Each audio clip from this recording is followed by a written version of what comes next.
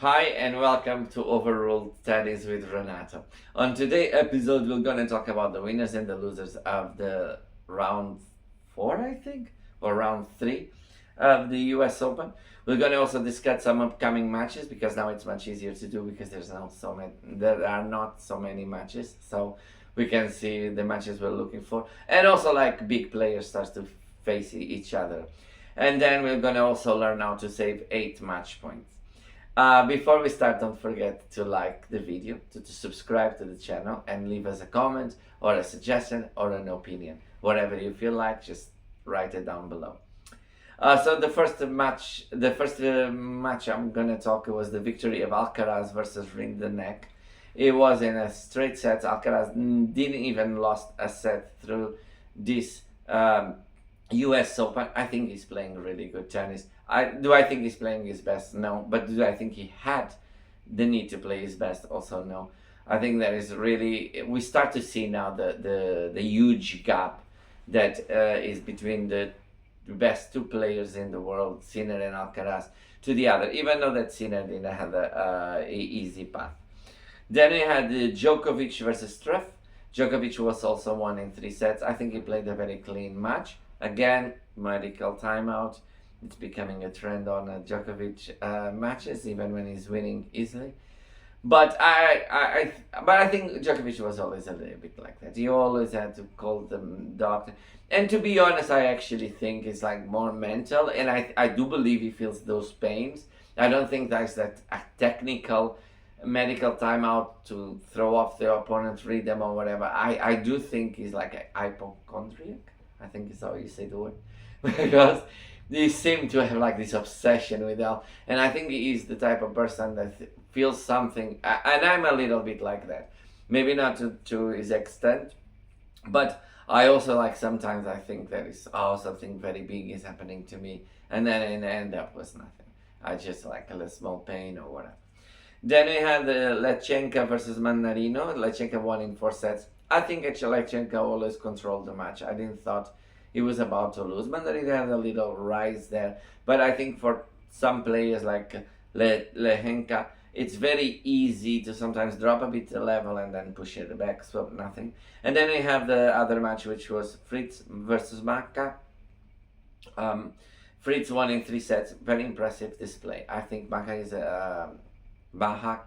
is a really good player, and I was impressed with the way Taylor played.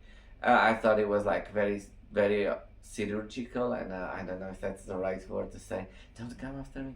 But I think he did a good job. I think he was strategic. He played well. He had great match. Another one who played a great match was Pegula, that beat Lee in very easy, straightforward 2 sets. I was impressed with her. She played well, but I don't think Lee had weapons to bother her. But I don't think also they were so far apart that the upset could not happen. So I praised to Pegula that kept her focus, kept her game, and finished the match easy. Then we had another match, which was probably one of the best matches of the day, which was Rybakina versus Vondrousova. Vondrousova beat Rybakina 2 sets to 1, and I think I'm set for Rybakina. I think Rybakina was getting a little bit her groove, and I think Rybakina actually eases through the early rounds very easy, even on the regular tournaments, but then started to struggle when things. So I think it's more of a mental thing, but also I feel, in my opinion, that she's becoming more and more lazy with her footwork. The errors are coming more and more, and I think she has great shots, great serve. She's becoming better with slices at the net. I don't see a reason for her full-on focus not to be her footwork and her speed. There is even Sabalenka did that and is much faster now. Not too much, but it's better than she was. And I think for Rybakina, that's the point she has to take of this season. Is like, it's not that she's not playing well. Well, she sometimes is not serving that well. The serve has like ups and downs very weirdly.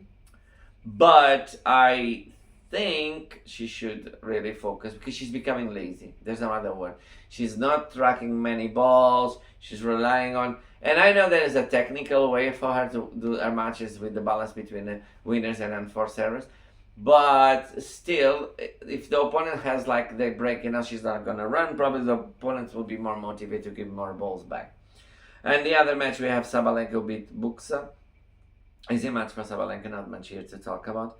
And then he had Krejcikova that saved 8 match points to beat Taylor Townsend, plus the crowd, which is very impressive from her. The way she focused, I feel bad for Townsend because I know the frustration of you have so many match points and you lose them all. It's not a good feeling. It's something after the match you keep thinking and thinking and thinking and thinking. It's very hard to put behind her back. Thankfully for her, she's still playing doubles, so she can have a way to not think too much and have something else to distract her.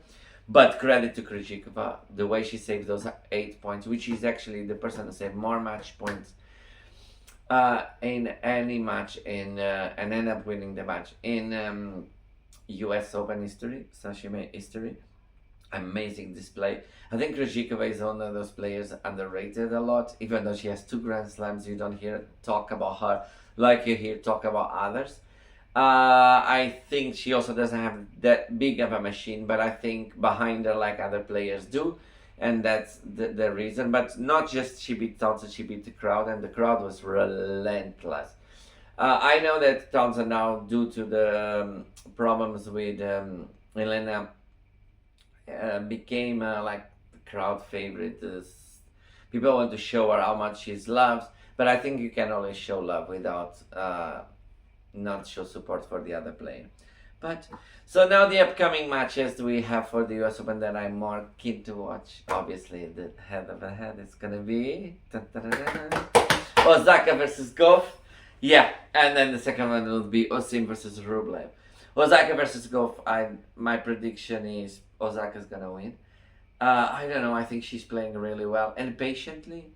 And on Osim versus Rublev, I will say Osim because I like him as a player a lot, but and also because Rublev actually is not being playing his best.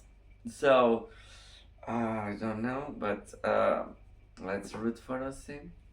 And in the last match, we're gonna have Sinner versus Bublik. Obviously, I'm gonna say Sinner's gonna win, but I hope at least Bublik brings him to 5 sets. Bublik is funny enough said the other day that only the players who play doubles are failed single players. Well, first of all, we have to see what means failed, and second of all, I think it's a terrible judgment. And just because Bublik is not good at doubles, you don't need to trash them, the doubles player, and especially now that doubles has been under attack so much that and clearly you saw the mixed doubles that the team who won was the mixed double champion, so there's something to be told about how play can be a good doubles play and be more focused on doubles than actually on singles. Plus, it's not completely correct because I will remind Bublik there's a player with 5 single Grand Slams, which her name is Martina Hingis, also has a lot of Grand Slams as doubles. So she has more Grand Slams as doubles and more Grand Slams as singles than Bublik ever or will ever have. So his assessment is kind of wrong, and but I know Bublik likes to trash talk and say like things to get in the press, so we give it a pass. But just maybe choose something else, not be bashing your other fellow players. That's all for today for Overruled. I will see you tomorrow, but before I leave, don't forget to like the video, subscribe to the channel, leave me a comment, a question, a suggestion, an insult. You can say whatever you want, just let's make this have more track. Okay, thank you, bye.